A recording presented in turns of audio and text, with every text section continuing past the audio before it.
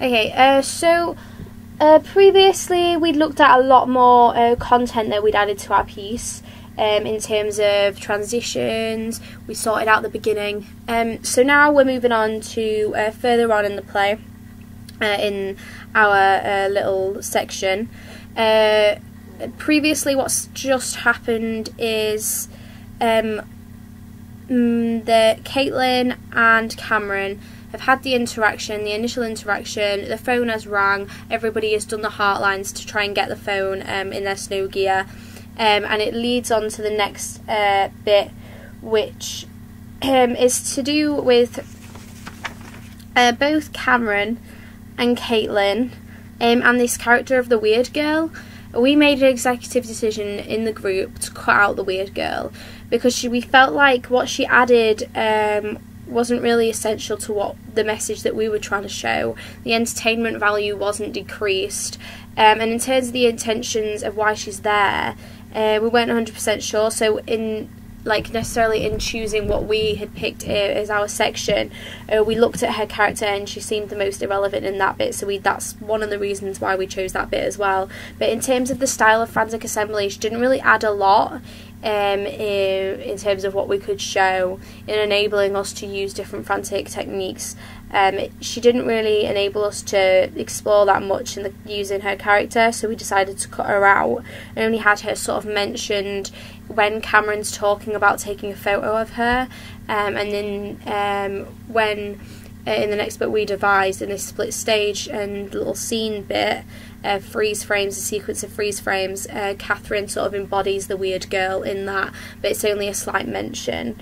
I think it's maybe to show someone who drops out of society, because these are all young kids, so she's a dropout of society, she's sort of defying the stereotypes and the norms, and she's obviously weird, so it's like adding another depth in there in terms of characters, but in terms of what we were trying to show, so we cut her out. So that's one important thing to note in this section, but it's mainly the interaction between Caitlin and Cameron both getting ready for a party. So the way we envisioned it, and we weren't sure to whether this was the way that a professional cast would stage it, or whether Frantic would do it like this, but this is what we thought Frantic might do if they were given the same thing with the intentions of the writer as well. So in the stage directions, all it says is that there's a window.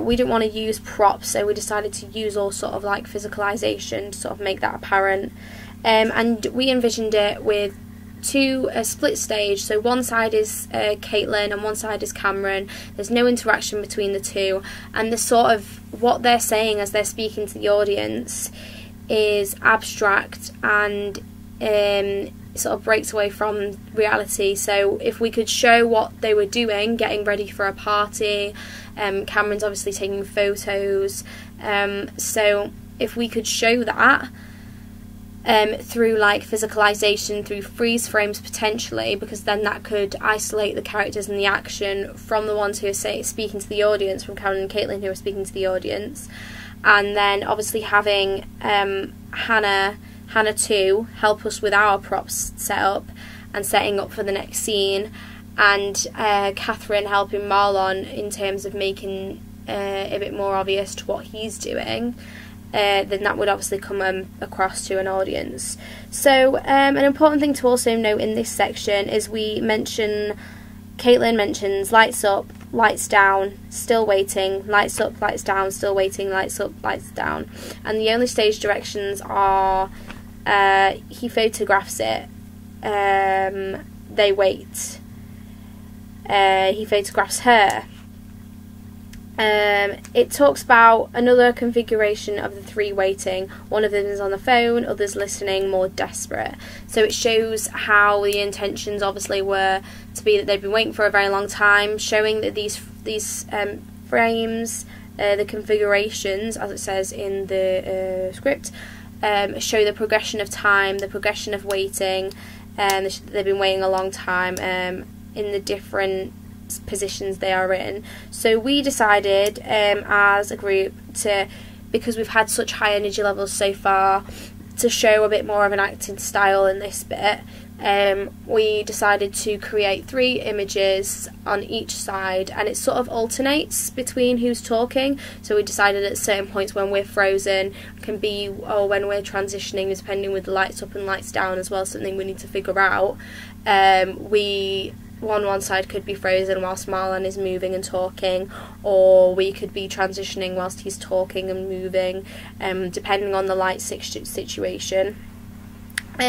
So I think that's something that could definitely be good in showing contrast. We figured out some bits, we figured out the 3 scenes, so we just decided that it'd be good to have one potentially getting ready in front of a mirror, showing off stereotypes like girls, you know, getting their hair done and makeup and stuff, and then one getting some snacks, just eating, getting a drink, potentially like pre-drinks before a pie, and then the final one would literally just be waiting around for the cab, you know, like sort of sitting together, maybe on the phone, as it says in stage directions. We wanted to make these really visually pleasing to an audience, so vary them quite a lot in terms of what we were doing, but obviously make it really obvious to an audience what was going on in this scene, especially if they've got a lot to concentrate on in the 2 different scenes.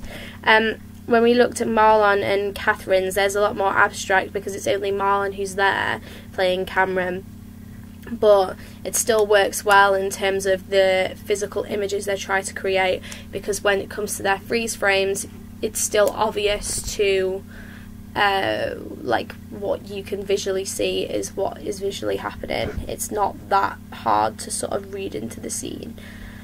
So in terms of that's what we've come up with for this little section that'll then lead into the slalom and the party, which again is another high energy level bit. So if we can figure out how to make this clearer and flow well, then it could be a good lead into like character interactions. And obviously another thing that brings Cameron and Caitlin back together, even though they're at the bus stop and then everyone else is around at the party. So we've looked at that. I've videoed one of our lessons. I'll talk through that as well in evaluating what we had done more clearly. Another thing I also wanted to say was that Catherine was able to come back into the scenes, so we've had to add her in, which is another aspect to what we usually wouldn't have to face as a challenge, but adding her back in and allowing her to do what she felt she was capable to do with her injury, because as well Frantic Assembly is such a high energy level based practice of physical theatre. You need people who can lift and be lifted, and it was hard for her to do that with her injury, so we obviously needed to factor that in as well.